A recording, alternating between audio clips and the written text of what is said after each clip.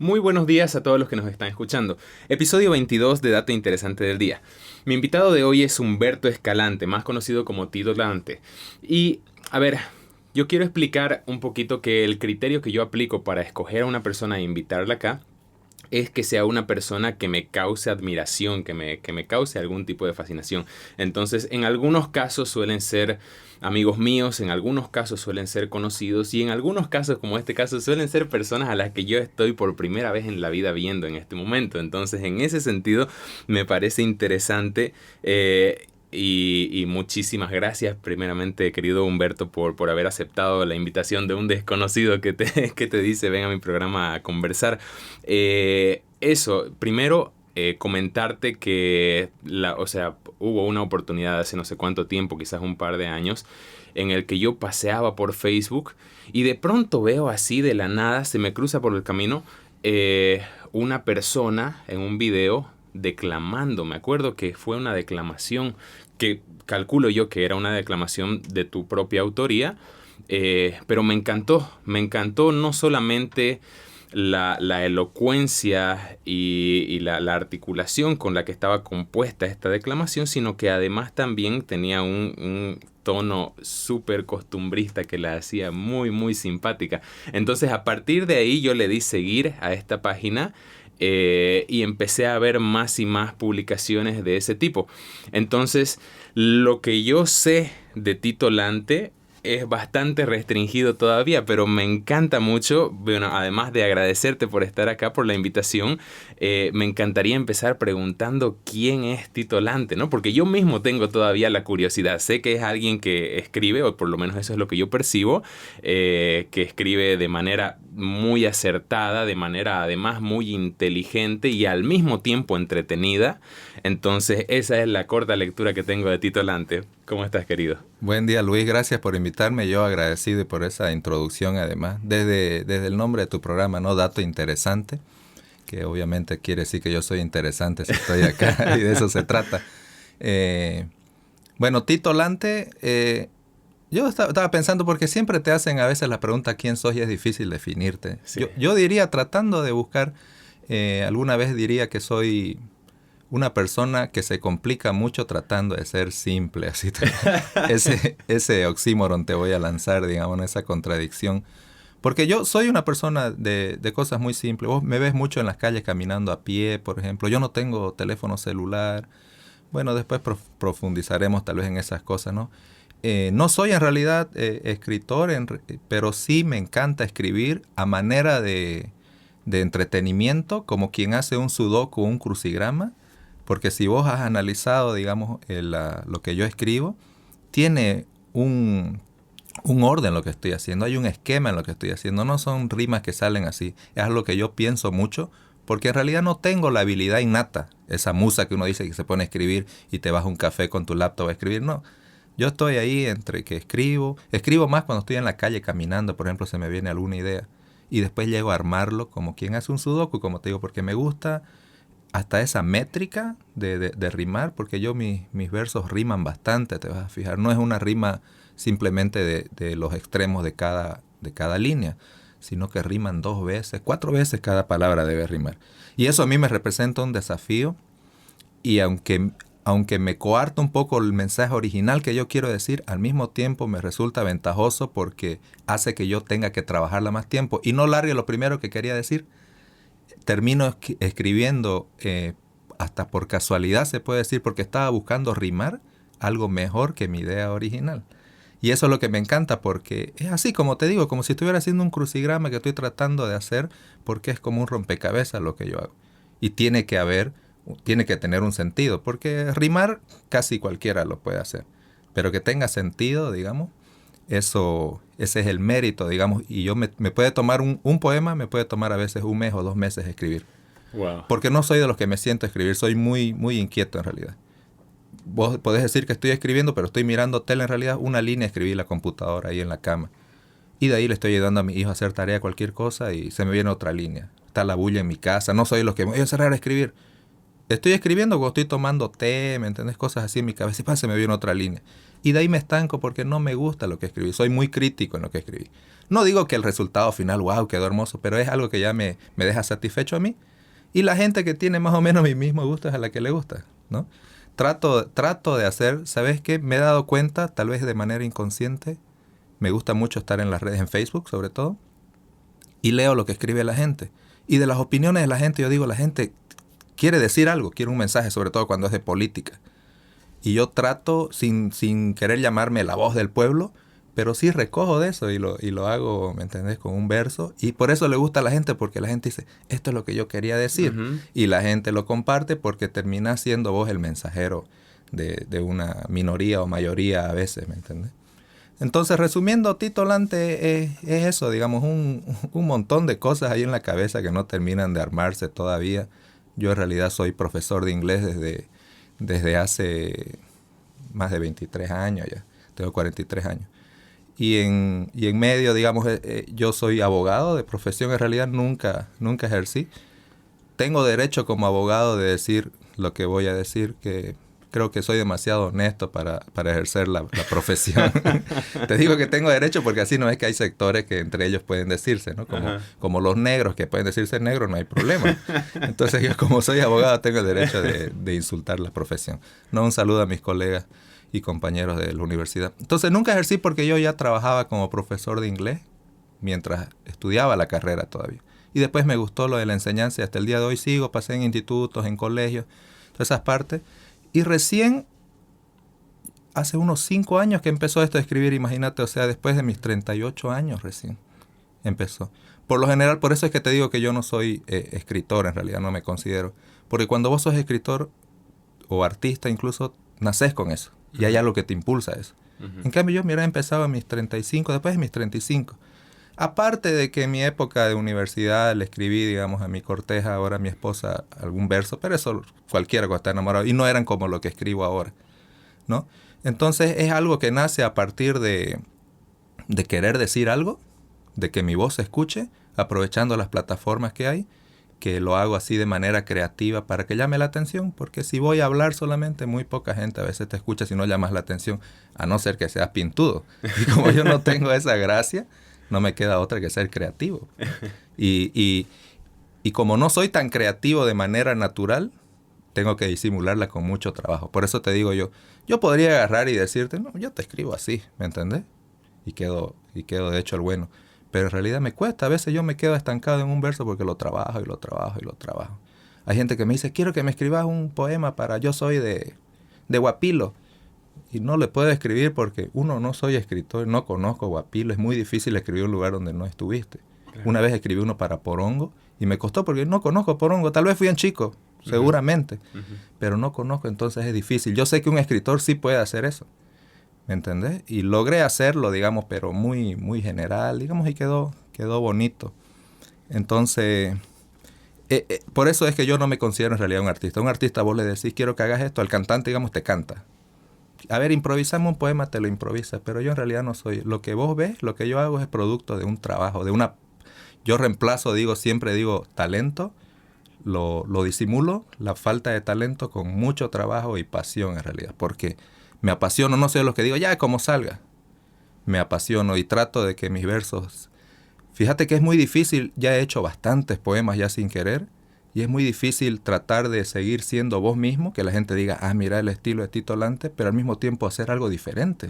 Porque para que la gente no diga, más de lo mismo, ¿no? Siempre está diciendo lo mismo y lo mismo, entonces hay que tratar de innovar. Entonces un poema lo hago tipo una historia, el otro poema lo hago como si estuviera en una charla, el otro poema trato de que sea más como un chiste, ¿me entendés? Entonces, pero esa creatividad no es natural en mí, sino es producto de un gran esfuerzo en realidad que yo hago, digamos.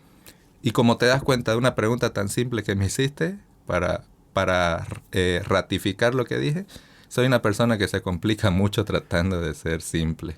Pero está interesantísimo, o sea, está me da muchísimo más luces porque yo venía, y es chistoso porque conversábamos anoche con mi novia, y yo le decía, fascinado por esta persona que yo me hago en mi imaginario de Tito Lante, y le decía, todavía tengo dificultad para leerlo, es decir, para identificar de qué se trata, porque le decía, a ratos, no sé, cuando veo tus videos, que eran lo único que yo tenía hasta hoy que estoy conversando contigo, yo veía los videos y decía, no sé si está en personaje, no sé si, o sea, porque hay videos en los que yo me estoy muriendo de la risa en voz alta, pero estás hablando con una seriedad así totalmente. Entonces, en ese sentido, yo digo, es un personaje que está interpretando, es el mismo, como, ¿me entiendes? ¿No es cierto? Claro, Entonces, claro. en ese sentido me parece fascinante el hecho de escucharte y que me digas, por ejemplo, eso de que, como dijiste, camuflas la falta de Lo creatividad disimulo, digamos, ¿no? con trabajo, o sea, me encanta, resueno muchísimo con eso.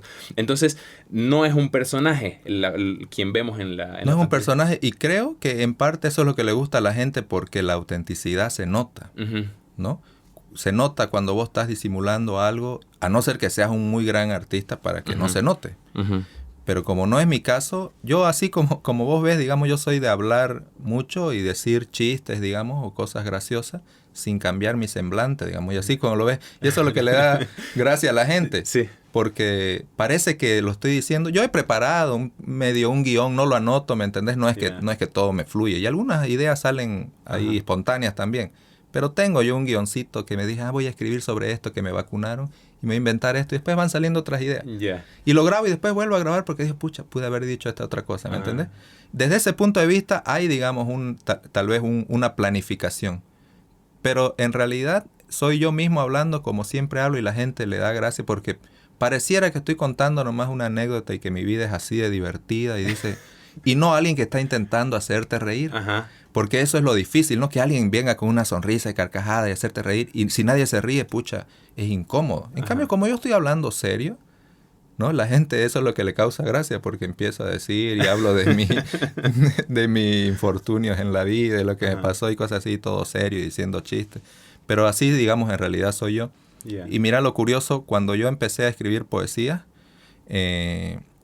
para el Facebook, lo hago por una necesidad, como te dije hace un momento, de que yo necesitaba que mi voz se escuche, porque siempre he querido. Yo ya tengo 43 años y antes de que existan las redes sociales, yo veía en la tele un político que me caía mal y cosas así, y el reportero nunca le hacía las preguntas que yo hubiera querido hacerle. Yeah. Entonces, si vos no tenés esa palestra, yo le gritaba a la tele, ¿me entendés? Pero ¿por qué no le dice esto y lo otro? Así, ¿no? Y me encantaban los programas que uno podía llamar para opinar y nunca entraba, ¿me entendés? Así.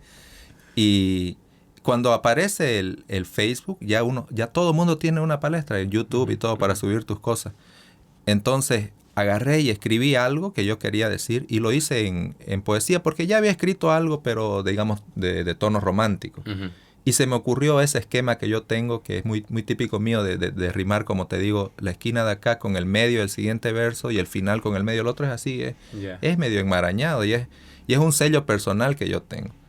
Yo incluso no he registrado ninguno de mis poemas, pero si vos escuchás a alguien diciendo un poema, dice, ese es el titulante porque tiene una estructura, no digo que sea mejor a lo de los demás, pero es diferente. Así. De hecho, alguna vez, me gusta también subir a veces pensamientos y puse, ¿no? Cuando uno no puede ser mejor que alguien, por lo menos hay que tratar de ser diferente, o algo así escribí. Y es lo que yo hice, digamos. Entonces yo ya escribía con ese mi propio estilo, de esa manera. Si me gusta escribir en verso, me encanta la prosa también, pero te libera demasiado y terminas diciendo lo primero que se te ocurrió y pudiste haber dicho algo mejor. El verso me obliga a seguir trabajando porque estoy buscando la rima y termino diciendo algo mejor que lo que quería. Entonces yo ya escribí algo sobre política y lo subí en el Facebook. 3 likes tuve. El de mi esposa, el de mi mamá y el mío. Después nadie más, ¿me entendés? Yeah. Entonces dije, la gente casi no lee y es largo, digamos, ¿no?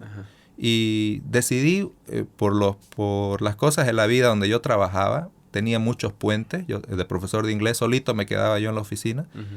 Y con mis tiempos libres dije, voy a hacer un video. Porque como profesor yo nunca le tuve miedo a las cámaras ni a hablar y cosas así, digamos, acostumbrado yo a hablar frente de la gente.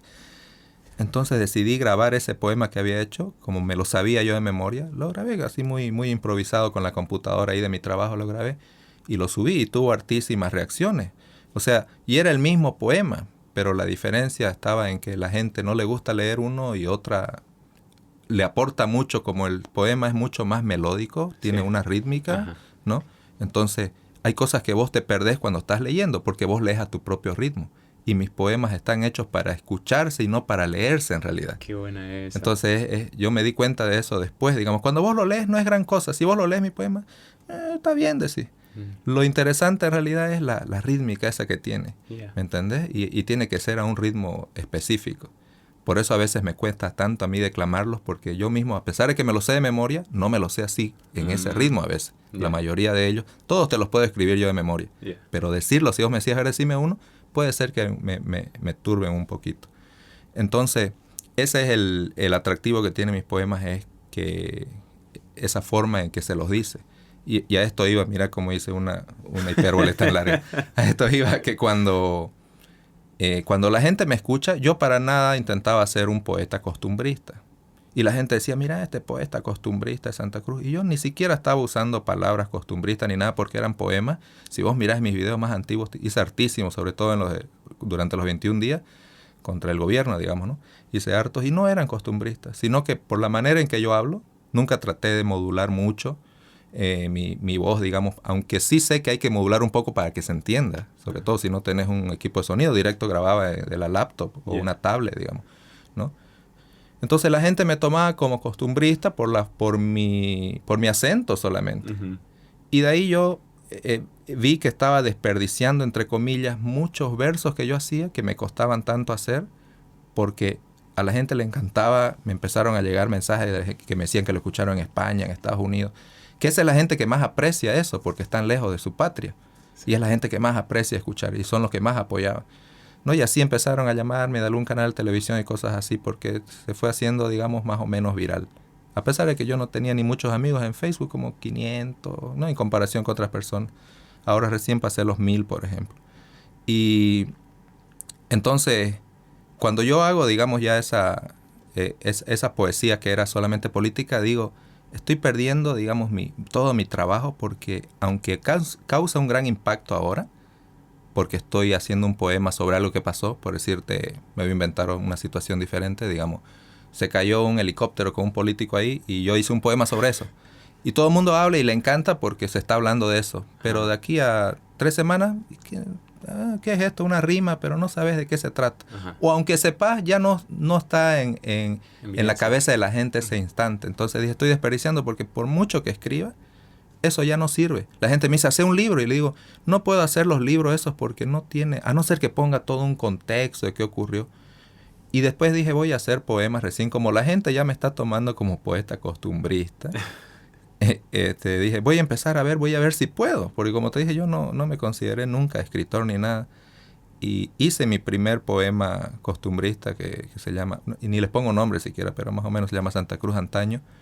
Y a la gente le gustó, digamos. Pero ese ya me sirve a mí para un libro, ya queda para siempre. Y con el objetivo mío, en realidad, de tratar de aportar con la mayor cantidad de palabras típicas posibles las que se están perdiendo. Porque ahora se hace mucho, hay muchos poetas costumbristas, por suerte, pero algunos de ellos, no es por criticar, digamos, ¿no? Algunos de ellos solamente basan su poesía costumbrista en decir buenango, en usar, digamos, los diminutivos y aumentativos de decir buenango, chiquitingo, y nada más, digamos. Uh-huh. Pero no aportan con palabras costumbristas. O ponen las comunes, las que siempre usamos, ¿no? Digamos, sombrero de sao, pues, y cosas así. Pero hay otras palabras como tirirú, chiclán, baquitú, que ya casi no se usan. Y la idea mía fue tratar de contribuir con eso. Y me puse a trabajar muchísimo en el mes de Santa Cruz. Y logré hacer poemas de La Viudita, El Duende, El Carretón del Otro Día, que todavía no lo terminé. Hace 3 meses lo empecé y no lo terminé porque empiezo a hacer otro proyecto y no termino. Hice El Mojón con Cara, hice El Cimbao de Mamá, hice El Tacú de Mamá. Ya esos ya son costumbristas, ¿te das cuenta? Pero fue entonces esto de Tito Lante casi una casualidad nomás, ¿no? Que yo no me dedico a eso. Hay personas que me dicen, ¿será que podés hacer tal cosa para mí? Te voy a pagar. Y le digo, es que no te puedo cobrar porque no me considero artista. A lo mejor lo que vos querés que yo haga no me sale. Y lo que vos me decías, digamos, hace un momento, ¿no? Cuando vos haces un video y estás todo serio y estás haciendo reír a la gente, ¿es personaje o no es? No es personaje. Pero cuando la gente te dice, haceme esto, ya no me sale porque me tiene que nacer a mí. Claro. Por eso, en cambio, al artista vos le decís, haceme esta rutina que hiciste, el artista te la hace, porque ese es su oficio. Yo no, lo que hago lo tengo que hacer cuando yo estoy de humor para eso y me tiene que salir espontáneo. Si vos me invitás a entretener a una kermés o algo así, seguramente voy a fracasar. Necesito que haya alguien que me tire ideas para que yo pueda responder algo, pero no soy de entretener yo solito, ¿me entendés? Entonces, eso digamos. Ya ni sé cuál era tu pregunta inicial. Pero, a ver, me surge una duda ahorita que me estás explicando esta distancia. La voy a llamar así, distancia del título de artista. ¿Es correcto como lo estoy entendiendo? Sí, que sí. estás tomando una distancia. Así.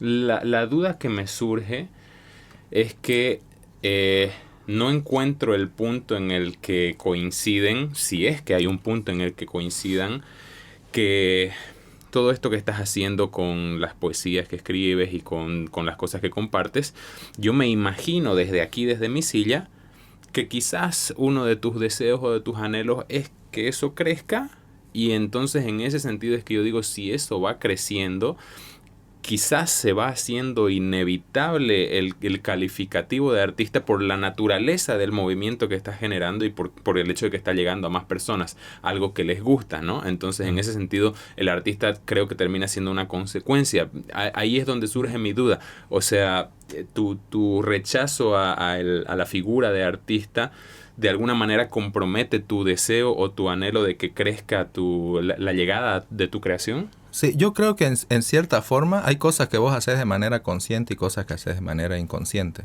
¿no? Yo creo que en cierta forma mi distanciamiento ese esa obstinación en no llamarme artista tiene que ver un poquito con el dicho ese de yo solo sé que no sé nada, ¿no? Porque el espíritu, digamos, del pensador ese era como, si pienso que lo sé todo, voy a dejar de aprender. En cambio, si creo que el mundo es tan grande y yo, a diferencia de lo que hay que saber, mi conocimiento es mínimo, a pesar de ser un gran pensador el que lo dijo eso, seguís avanzando. Y yo creo que eso, digamos, que yo me resisto a llamarme artista es porque pienso que tengo que avanzar muchísimo más. No es falsa modestia cuando digo, no, yo no soy escritor, la gente me dice, pero si escribís bien, no soy declamador, pero si declamas bonito.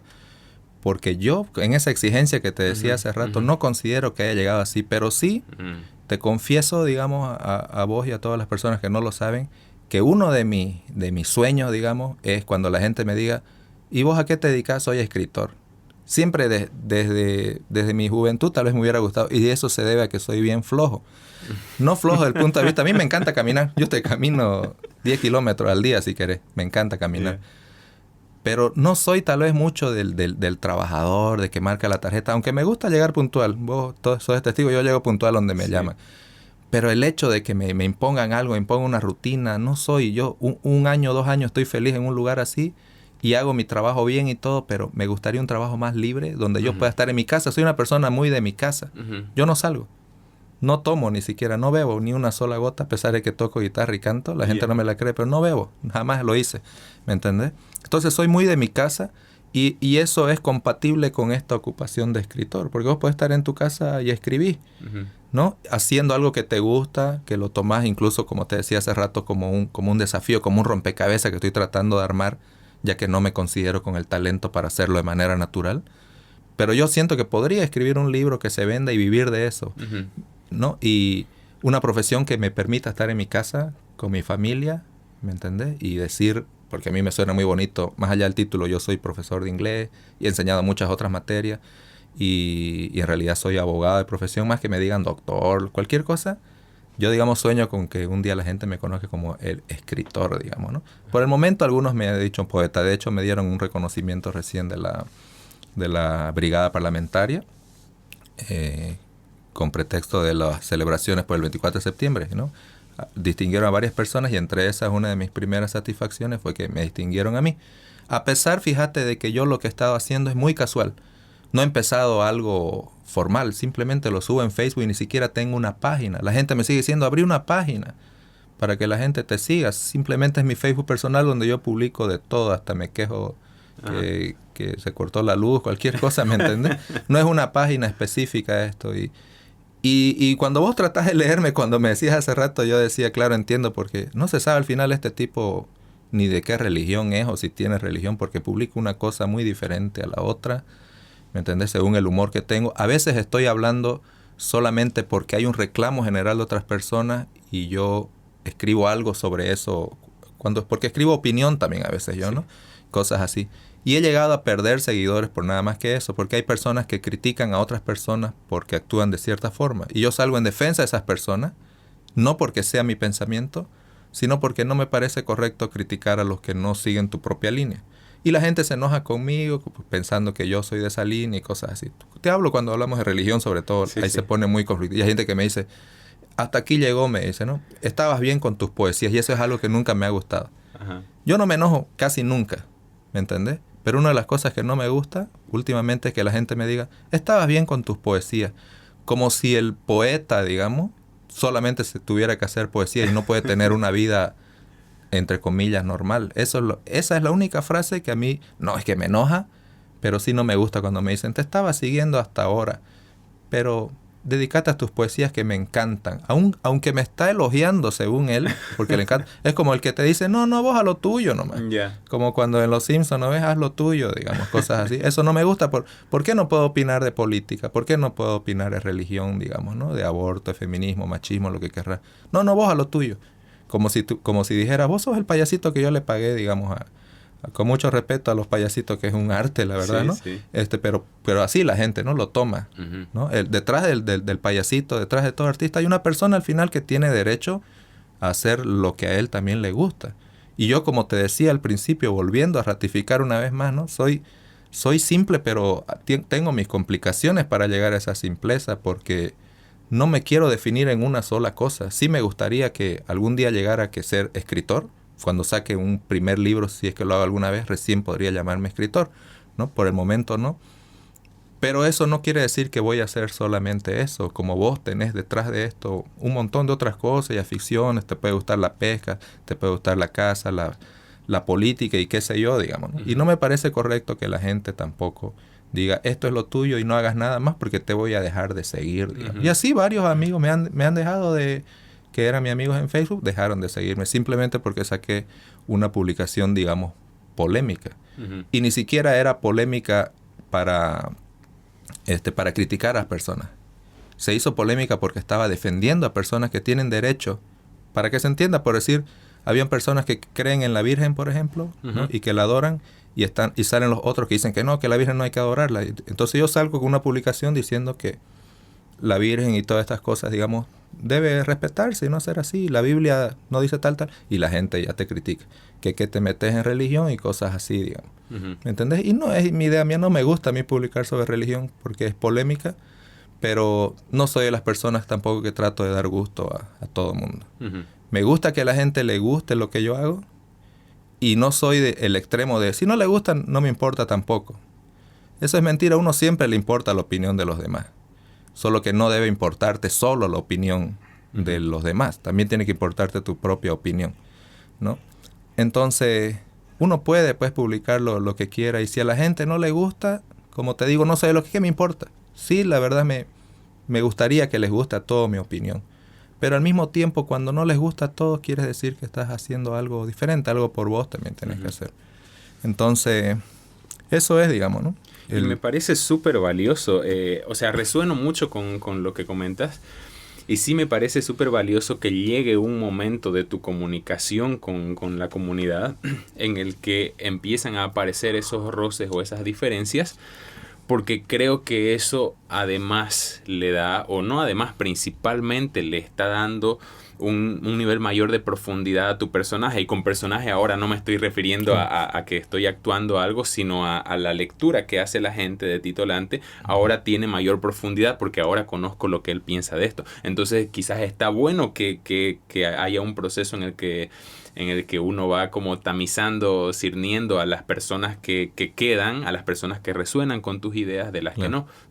Entonces, en ese sentido me parece súper importante y creo que es parte inevitable de crear contenido, ¿no? O sea, de subir piezas del carácter que sea y empezar a compartirlas que gente no le guste. Es decir, si todavía no apareció alguien al que le moleste lo que dijiste, entonces una de dos, o todavía está demasiado pandito lo que estás diciendo, o no estás llegando a suficientes personas, ¿no? Exacto, ¿no? Y como te decía hace rato, esto comenzó porque yo quería hacer escuchar mi voz. Ujú. Y para que se escuche mi voz, tuve que ponerme creativo, porque como te digo, no tengo yo la apariencia para hacer un TikTok, y que hay unos TikTokers, digamos, que no hacen nada, digamos, están haciendo fonomímica de lo que otro habló y 10 Ajá. millones de reproducciones. ¿Por qué? Porque son, digamos, atractivos físicamente. Yo no tengo ese don, lamentablemente, físico, entonces tuve que ponerme creativo para tratar de que mi voz se escuche. Ajá. Ahora que logré, digamos, a través de la poesía, que la gente me escuche y que me tenga en su radar, tal vez es que yo estoy aprovechando de decir lo que siempre quise decir, mi opinión sobre el feminismo, sobre el machismo, ¿me entendés? Sobre todo, sobre la política, porque ya hay gente que me escucha. Ajá. Y gente que te va a rechazar. Hay gente que me rechaza, pero que me sigue apoyando, porque entiende, y debatimos de manera sana, digamos, ¿no? Y tal, y cosas así. Entonces, como bien vos decís, me sirve como un medidor eso, decís, está muy pandito todavía, no causa ningún revuelo, ¿no? Por mi objetivo no es causar revuelo, digamos, pero sí me gusta cuando se hace tal vez una polémica, porque quiere decir que hay gente que toma en cuenta tu opinión. O que incluso hasta esa decepción que me dicen, qué pena, ¿no? Te voy a dejar de seguir, hasta aquí nomás llegamos, y cuando veo ya no soy su amigo. No me llegan a bloquear, pero sí me quitan, digamos, la amistad, digamos, ¿no? Ahí. Entonces hasta eso me gusta, porque la gente sí estaba enamorada de vos, digamos, Ajá. y los decepcionaste. Sí. Y así como cuando vos te enamoras en una relación, digamos, romántica, Ajá. te interesa que la persona haga todas las cosas bien, y cuando hace algo mal te decepciona. Entonces eso me sirve hasta como medidor, de decir que la gente estaba apasionada con vos y las decepcionaste. Entonces quiere decir que hasta estás generando sentimientos, porque cualquier otro dice, que está hablando burreras, y sigue con su vida, ¿me entendés? No hay ningún problema, pero hasta eso, ¿me entendés? Tal vez porque soy una persona muy positiva, me gusta sacar de lo negativo incluso algo positivo, ¿no? Muy positivo o muy ciego, tal vez.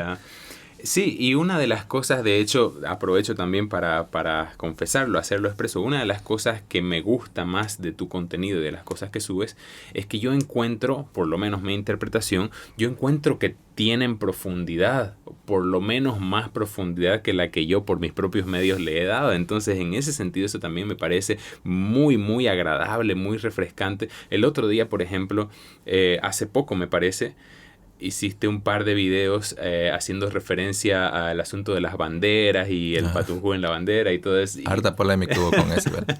Y me encanta porque, como te digo, son temas a los que yo quizás por flojera o por dejadez no les tengo tanta profundidad, pero escucho una opinión como la tuya y digo, me encanta, o sea, me alineo a eso. Claro. Y lo traté incluso de poner, y puse al principio, antes de exponer, digamos, mi argumento, que se debería tomar como una teoría divertida simplemente, ¿no? Y no como directamente mi opinión, porque yo no estoy en contra de la bandera del patujú, me encanta el patujú y todo. Lo que yo decía es que podría nacer a partir de esto un paralelismo entre los cruceños, porque es lo que se hizo en el gobierno central, por ejemplo, ¿no? Que se saca la roja, amarilla y verde, y al mismo tiempo la huipala, y hay una especie de paralelismo, porque se entiende que los que izan la huipala no los identifica la roja, amarilla y verde, o sea, no les llega a ellos, en cierta forma.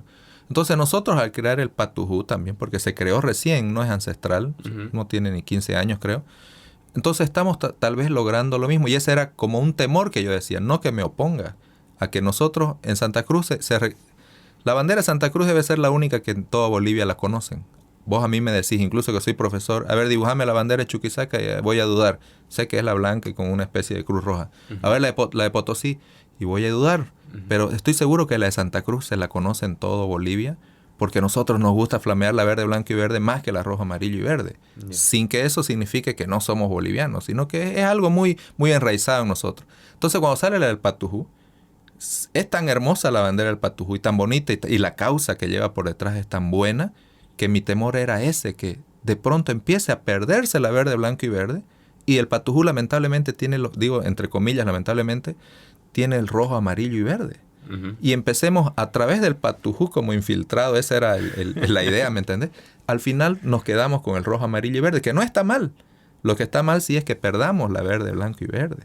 Y empezaron a ver, de hecho, después algún par de cosas que hacían que mi teoría no sea tan descabellada, porque empezó a haber gente que decía, mira, de hermosa la marcha, más me gusta ese patujú que la verde, blanco y verde. Y empezaron a hablar así, ¿me entendés? Entonces, y es difícil, yo trato cuando escribo sobre todo, trato de que sea muy corto. Incluso me doy licencia literaria, si se quiere, porque no escribo de manera correcta, porque separo todo como si fueran estrofas casi. Y esa es una estrategia mía porque de manera visual, cuando la gente ve que escribiste algo muy largo, no lo lee. Entonces yo escribo una idea donde debería ser punto seguido, que yo sé que es punto seguido, lo hago punto aparte, para separarlas, y lo separo con unas pequeñas líneas. Entonces la gente siente que le estás dosificando las cosas y te lee más que leértelo todo así como una sola idea, ¿no? Entonces, y trato de hacerlo lo más corto posible. Y mientras más corto vos lo haces, es más difícil que te entiendan. Porque la idea no se explica sola, porque estoy tratando de hacerlo corto y no argumento todo bien. Por eso después hice un video al respecto para tratar de explicarme. Uh-huh. Y como te dije, como yo casi improviso, en realidad tengo una idea de lo que voy a hacer y al final no decís exactamente lo que querías decir, te faltan algunas cosas y cosas así. Y genera polémica, pero al final es bueno, digamos, que la gente, las reacciones negativas y positivas, al final por lo menos son reacciones, digamos, que la gente te está siguiendo, digamos, te está tratando de leer. Y o sea, porque una de las cosas que me sorprende, me simpatiza bastante, es la claridad que tienes de la estructura que le das a las cosas que escribes. No puedo evitar imaginarme alguna relación con la música, es decir, el hecho de que hables de ritmos y de rimas en 4, ¿no? Que 4 es la formación base de los compases musicales. Entonces, existe una relación directa entre porque también eres músico, ¿no es cierto? Ajá, bueno, no músico, no. Ahí sí sé que soy frustrado en la música. Pero eso no impide que yo siga cantando. Yo decía en otro programa, igual el día que mis vecinos no me escuchen cantar, van a decir, se murió el Camba. Porque yo te canto todos los días, sin excepción. Yeah. Sin excepción toco guitarra y canto muy mal, pero sigo cantando, me encanta y canto fuerte. Yeah. Como mi voz en realidad es media rara, es media baja, es media aguda al mismo tiempo, no llego a los tonos requeridos y soy de esos que me gusta tratar de llegar al tono. Hay gente que me dice, no, pero canta en tu propio tono si estás en guitarra. No me gusta, trato de llegar al tono original porque me gusta la canción como suena. Yeah. ¿No? Entonces soy un músico frustrado, pero sí hay mucho de la música que yo pongo y como te decía, cuando yo hago mis poemas, tienen un ritmo que deben seguir. Uh-huh. No puedo hacer pausa, yo en realidad. Hago la pausa y pierde lo bonito, porque todas las estrofas están conectadas, el final de una estrofa con la que viene en cuanto al ritmo, y debe ir en un ritmo tan, así. No es de estos poemas que vos podés agarrar y decir, aumentarle algo. Uh-huh. Como hacía, por ejemplo, el Camba Florencio, ¿no? Que es el mejor exponente que no creo que vaya a haber jamás mejor que él, digamos.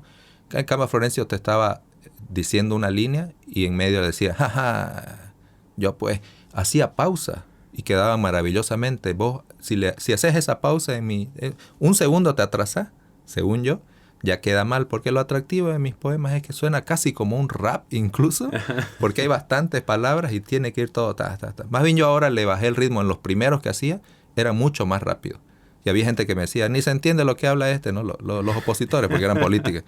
No se entiende lo que está hablando, porque rápido yo lo hacía, yeah. Porque sí venía inspirado tal vez en el rap. A mí, mi música es el rock, digamos, aunque me gusta de todo, pero sí admiro a los raperos en inglés. Eminem, digamos, me gusta. Yo soy profesor de inglés, uh-huh. Entonces yo sé inglés, y el tipo es increíble cómo hace rimas y tantas palabras, y tiene esto que no solo rima, te da, digamos, como decimos acá en el coto, con Ajá. lo que te dice, porque el rap es eso, de enfrentamiento con otros raperos y crítica.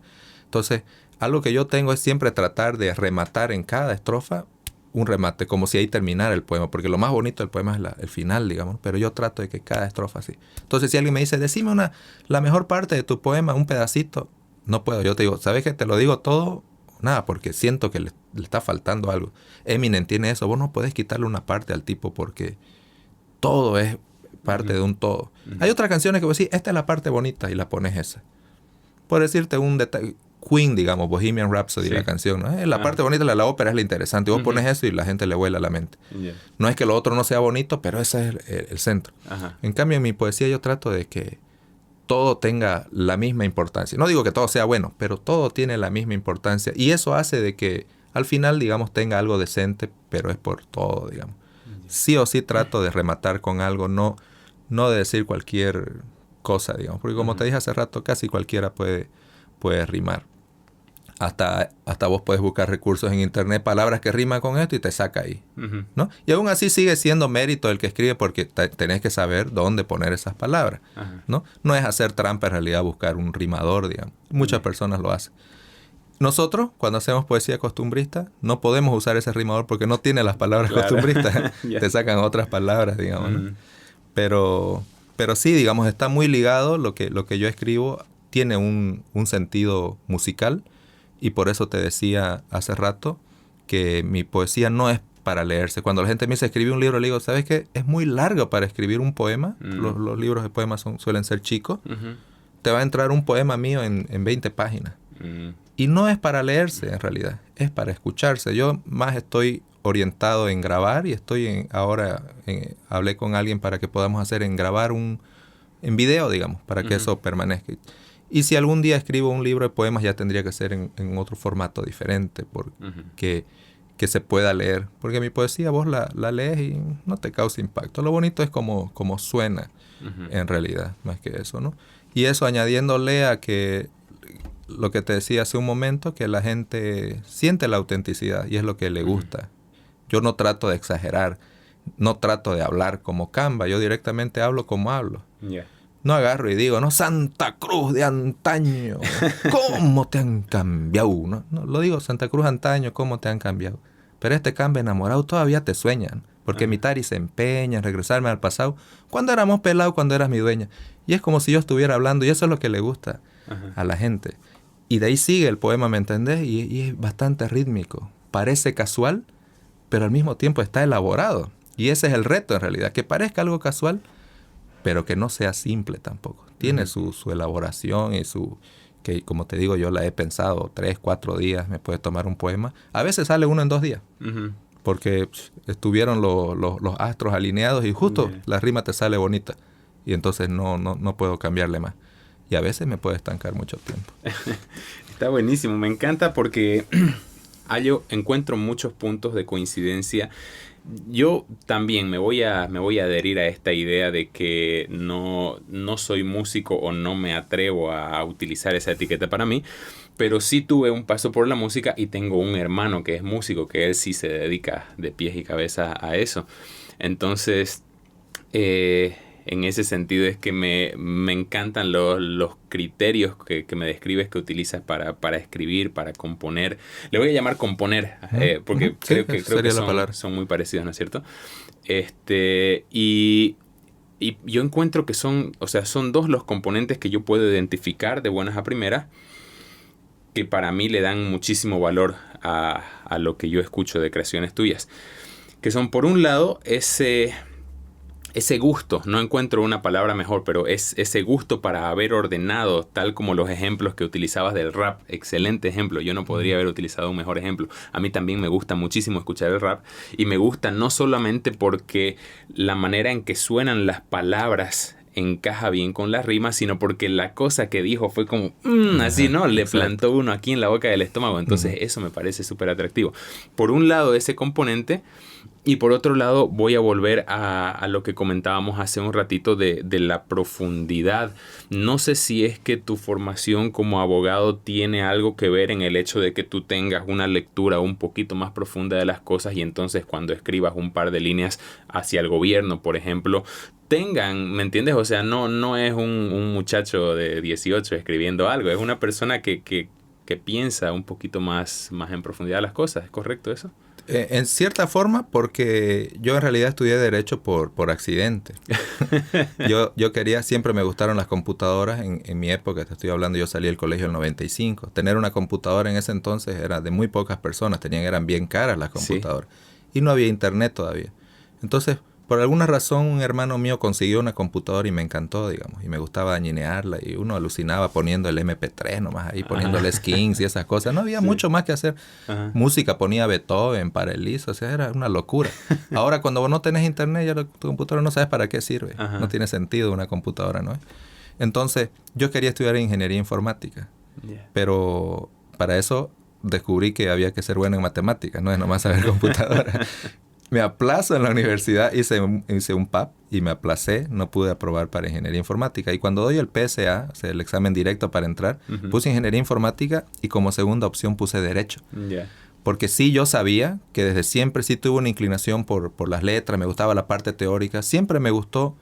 Yo no te leo libros, yo te aseguro que con los dedos de una mano yo te digo cuántos libros he leído. Y los he leído muchas veces. Soy de los que me gusta leer novelas de nuevo. Yeah. Me encanta por la forma en que está escrita, pero no te he leído muchos libros. Hay gente que dice, seguramente lee harto. No, yo me he educado básicamente con la tele. Yeah. Pero sí me encanta leer. Si vos me haces esperar en un lugar, me gusta leer los letreros, me gusta leer esas cosas. Y siempre me gustó aprender. Mi abuela, cuando me llevaba al mercado para que la acompañe, me compraba estos libritos Almanaque Bristol.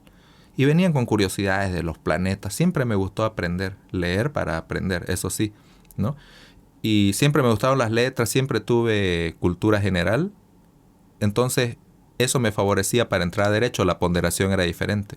Me volví a aplazar para informática, pero mi ponderación como lenguaje lo di perfecto, saqué toda la nota en lenguaje. Historia, geografía, todo eso, bienísimo mi nota. Me aplacé porque lenguaje y esas materias teóricas no valían nada para la materia informática. Yeah. Y al revés, en derecho no valían nada matemática y las otras, pero valía lenguaje. Entonces entré y la idea era cambiarme después, de volver, digamos, a informática, una vez que estaba dentro de la universidad. Pero cuando veo que en ingeniería, por ejemplo, ya yo en la universidad, ya estando en el campus, no había mujeres casi en ingeniería. Dije, me quedo aquí en derecho, pero aquí en derecho sobraban. Ahí conocí a mi esposa, de hecho, y me quedé. Y eso es al revés, ¿no? Que uno escoge la carrera que a vos te gusta por tu vocación, ¿no? Y en este caso coincidió en realidad cuando entro a la carrera por accidente me doy cuenta que eso es lo que me gustaba a mí, criticar, opinar. Desde siempre, a pesar de no haber sido un buen alumno yo responsable, no me pareció difícil, yo estudié en la estatal, ¿no? No me pareció difícil aprobar, no me encerraba yo en las bibliotecas ni nada, me bastaba con la explicación del profesor. Yo ya desde el segundo o tercer año de Derecho yo empecé a trabajar como profesor de inglés y eso me favorecía. Cuando me tocaba exponer, yo ni estudiaba los temas. Entre comillas, se la charlaba al profesor, ¿no? Le tocó exponer, digamos, sobre el matrimonio y derecho civil y yo agarraba. Y el profesor, muy bien, así tienen que exponer, no de memoria como loro, así como Escalante. Y yo, mira, y en realidad, porque tuve esa facilidad de salir el paso. Por mi flojera de no estudiar, como te digo, no. Mi cerebro se acostumbró a improvisar, a ser creativo. Entonces, como me cayó bien, y eso se refleja lo que vos decías, lo que vos ya observás, digamos, ¿no? Que hay algo de abogado en lo que el tipo escribe porque lo hace más profundo, ¿no? Con conocimiento de causa, digamos, no solamente habla y cosas así. Sí, porque siempre tuve ese criterio, como te dije hace rato, de criticar. Porque nunca me pareció suficiente la prensa en cuanto a los políticos para presionarlos que digan una verdad o que digan algo. Siempre tuve ganas de yo tener voz, digamos, para decir. Y ahora con las plataformas que se nos dan, digamos, en Facebook y otras, es lo que hice, digamos, ¿no? Y aprovechar no solo de entretener solamente, sino que de decir lo que quiero decir, entreteniendo para que la gente lo escuche. Por eso me parece una genialidad, porque tiene los dos componentes, ¿no? Informa y entretiene. Y resueno muchísimo con lo que decías de la universidad y de la habilidad para hablar. Yo también coincido en esa parte. Yo en el colegio fui flojo, pero flojo como nadie más, ¿no? Me ardía tener que hacer tareas o tener que hacer deberes, ¿no? Sin embargo, en la universidad ya fui empezando a descubrir cierta habilidad para usar las palabras. Entonces a mí me pasaba lo mismo, o sea, yo tenía que estar presente en la clase y sí tenía la facilidad de estar con todos mis sentidos mirando hacia adelante. Entonces no te iba a hacer una tarea, no me pidas que te presente peor con buena letra algo en el papel, pero tenía la capacidad de explicarte todo lo que se dijo en la clase, ¿no? Entonces, en ese sentido era que a mí me peleaban los compañeros para que yo esté en el grupo de exposición, porque sabían que si yo estaba en el grupo de exposición, ya estaba ganado, estaba en la bolsa. Y compensaba con mi flojera con lo escrito, ¿no es cierto? No presentaba media tarea, pero tenía tan buenas notas exponiendo y convencía a los profesores. Entonces, coincido con eso y de hecho es una cosa que creo que nos favorece mucho en la era de la creación de contenido y todo. Hay un pequeño detalle que por ahí son burreras mías, pero es un detalle que yo siempre lo he sentido muy importante al punto que a veces me ofendo cuando veo que falta este detalle. Y es el hecho del el contacto visual. O sea, para mí es fundamental en la comunicación humana el lenguaje visual. Y en la cámara, digamos, la otra persona, el interlocutor, que yo no lo estoy viendo ahorita, está representado por la lente de la cámara. Entonces el contacto visual yo lo estoy haciendo en este caso con la cámara. Y es ahí donde te digo, algunas veces yo he visto personas que, o sea, personas que se dedican a esto, muchas veces personas que están trabajando para ser ellos mismos actores o presentadores, que están digamos, diciendo algo frente a la pantalla y se puede ver que tienen un papel pegado justo atrás de la cámara. Entonces se les ve el iris de los ojos que va bailando así entre el foco. Y entonces en ese momento, por eso digo, no sé si es una tontera mía y no debería ofenderme por eso, pero veo a alguien que quiere tomarse en serio este trabajo y que está leyendo de su ayuda de memoria y digo, no, por favor, no hagas pero eso. Vos sabés que yo, si vos te fijas en mis yo no estoy mirando directo a la cámara, pero la razón principal, y lo voy a decir por primera vez, es porque me veo feo cuando miro de frente. Más feo de lo que soy. Porque uno tiene su ángulo que según vos te ves mejor. ¿Entendés? Pero es criterio de uno nada más, ¿no? Pero no es que sea la razón principal, ¿no? Pero fíjate, yo no miro directamente. Me estoy mirando yo, en realidad. Cuando miro está la cámara aquí de la computadora o que me grabo en un teléfono, y yo en realidad estoy mirando medio a un ladito porque me estoy mirando yo. Y yo me pongo, porque mis poemas necesitan ese ritmo, y aunque yo me lo sé de memoria, como tienen que ir a un ritmo sin parar, yo me pongo, lo escribo y me pongo ahí. Y en realidad no los leo. Como vos decís, ya se ve feo que esta noche el presidente... No, pues, yo lo que hago es lo miro, incluso me hago el que y miro más allá. A veces ni lo leo, pero por el hecho de que yo sé que mi papelito está ahí para mí, eso me da... como se dice, confianza para seguir. Porque si yo no tengo ahí los papeles, a pesar de que no los lea, yo necesito mirarlo, tal vez para qué línea viene así, pero muy y termino hablando así y hago hecho el que haga así, ¿me entiendes? Y una técnica, digamos yo. Pero yo no soy comunicador tampoco. Me admiro a estas personas que son comunicadores en los canales de menos recursos, por ejemplo, porque no tienen un teleprompter que se llama, creo, la telecita esa, ¿no? No tienen, y lo dicen así, ¿no? En cambio, los canales más grandes, todo el tiempo está leyendo y se notan. Por mucho que se lo pongan la pizarra o el prompter ahí atrás de la cámara, se nota, como vos decís, el iris siguiendo. Así, digamos, porque el contacto visual es importante, ¿no? Pero te vas a fijar que en mis videos yo no hago contacto directo con la cámara porque, no sé, me veo muy feo así de frente. Estoy siempre medio de un ladito, porque me estoy mirando yo. Ese es otro. Yo digo, y lo he dicho antes también, que si yo hubiera nacido en esta época, seguro estaría diagnosticado ADD, no es déficit de atención, atención dispersa. Antes no había eso, te corregían nomás que, ¿no? Yo ahorita porque estoy hablando, me relajo, digamos. Pero cuando no estoy en algo, mi pie siempre se está moviendo así, pie de costurero, me dice, porque siempre está así, digamos, ¿no? Como si estuviera costurando. Y me muevo mucho y cosas así. Me siento en mi espalda en vez de donde como debo sentarme. Pero antes no había, te corregían directo a Huasca y cosas así. Entonces, eso hace que yo tenga mi atención muy dispersa. Pasa una mosca y me quedo mirando a la mosca, me quedo pensando. Y eso me perjudica. Cuando yo estoy grabando, me estoy mirando yo mismo porque yo mismo me llamo la atención. ¿Me entendés? Porque estoy hablando y me estoy mirando yo, digamos. Ahí no puedo dejar de mirarme. En lugar de mirar a la cámara, me miro yo porque me llama la atención ese que está hablando, que soy yo mismo, ¿me entendés? Y eso hace que yo mismo me confunda a veces, porque me estoy prestando atención en lugar de decir nomás lo que tengo que decir. Ahora, algo que dijiste ahorita que me pareció también súper valioso y me encanta tener la oportunidad de poder conversarlo con otro profesor, porque yo también me dedico a eso, yo también soy profesor. Entonces, estábamos hablando ahorita de estas nuevas nuevas condiciones que han surgido, ¿no es cierto? Condiciones diagnosticables de personas que tienen la atención dispersa o que tienen más dificultad para concentrarse. Y, a ver, no quiero que suene mal porque no estoy quitándole crédito a estas situaciones, pero pienso yo que muchas veces, o sea, para mí pasa por dos cosas. Por un lado, porque en la medida en que los jóvenes de las nuevas generaciones tengan menos familiaridad con el esfuerzo Es decir, si, por las circunstancias actuales y por lo accesible y fácil que es el mundo de hoy en día, entonces quizás las personas están menos acostumbradas a que algo cueste, a que algo duela, entonces claramente me es más difícil concentrarme, ¿no es cierto? Tengo muchas distracciones electrónicas. Entonces, por un lado eso.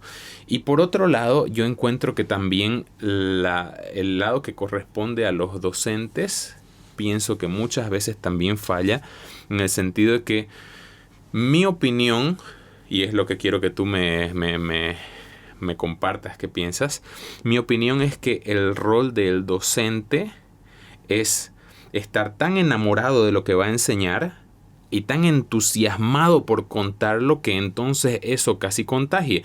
Entonces, si yo soy un mal docente que vengo solamente por recibir la paga de la nómina y ni siquiera me interesa lo que estoy enseñando, obviamente se van a aburrir, obviamente se van a distraer con más facilidad y entonces de ahí quizás salen un montón de diagnósticos. De nuevo, no estoy diciendo que no hayan casos en los que sí sea una situación de esa índole, pero muchas veces quizás el chico está distraído porque el docente está fallando en entusiasmarlo. El otro día yo veía un video de un creador de contenido que explicaba algo matemático. Yo, al igual que tú, nunca he sido muy fan de las matemáticas, pero me quedé fascinado. Me encantó verlo al tipo explicando, porque explicaba con un amor lo que decía y entienden, se dan cuenta, es interesantísimo, es fascinante la matemática. Y yo me creí su historia, ¿no? Entonces pienso que pasa mucho también por cómo el docente está contando. ¿Coincides con eso? Coincido totalmente y vos tenés que como docente, como profesora, ajustarte a los tiempos. Precisamente recién tenía una reunión de padres de familia, profesores, y yo hablaba de eso, que muchos profesores no le están entendiendo a los cambios que hay ahora porque pasamos clases virtuales ahora. Uh-huh. Y muchos profesores siguen pensando que la clase virtual es la misma clase de siempre, solo que con una cámara frente a ellos. Uh-huh. Y vos tenés que llamar la atención, conectarte con los alumnos, como vos decís. Si a vos te gusta lo que estás diciendo y lo decís con tanto gusto, la persona se enamora de eso y dice, yo quiero eso, uh-huh. ¿no? Quiero consumir de eso. Dice, porque, bueno. Entonces, yo les decía a mis otros colegas, prácticamente yo me he vuelto, le digo, un TikToker y un YouTuber en mi clase ahora virtual. Yeah. Porque eso le llama la atención a los chicos. Otros profesores dicen, no entran los alumnos a la clase y a mi clase entran todos. ¿Ya? Ahora, yo le hago mi clase más simple y todo porque hay muchas limitaciones tecnológicas todavía. A veces el audio no es el más apropiado. Entonces, ¿cómo le vas a hablar a un chico 40 minutos y que de el chico no te va a prestar atención en una pantalla así? Vos tenés que llamar su atención con cosas visuales, con estímulos, ¿me entendés? Tenés que tratar de ser gracioso, hablar en su idioma de ellos y cosas así. Y hablar de tu materia de manera apasionada, como vos decís, digamos, ¿no? Eso tal vez haría, como vos decís, que hasta ahora no lo pensé, haría que hayan menos personas diagnosticadas mal, tal vez. Dicen, no, directo, no tiene déficit de atención, hay que hacerle un tratamiento diferente. Hay que darle menos tareas a él y cosas así. Y en realidad tal vez no es, simplemente no se lo está enfocando a él de la manera correcta como tenía que hacerse. Entonces estoy de acuerdo con eso. Querido Tito, estamos ya sobre la marca de tiempo, pero fue súper entretenido y súper valioso tu aporte aquí en la conversación. Así que te agradezco muchísimo por haber venido. No sé si quieres despedirte con unas palabras más. No, gracias a vos y a la gente que te sigue. Ha sido un placer para mí. Me encanta que cuando me invitan para poder charlar, hablo, fíjate, ni sé lo que estoy diciendo, ya hay tantas cosas que hay para decir, pero ahí te das cuenta cuando la charla estuvo bonita, ¿no? Tal vez uno dice, voy a hablar de esto, y no hablaste de nada porque no hubo necesidad. Ajá. No hubieron pausas, ¿no? Cuando la charla fluye al final. Entonces, muy agradecido. Espero que no sea la última vez que me invité. Así será, querido. Muchísimas gracias y muchísimas gracias a ustedes. Nos vemos el próximo fin de semana.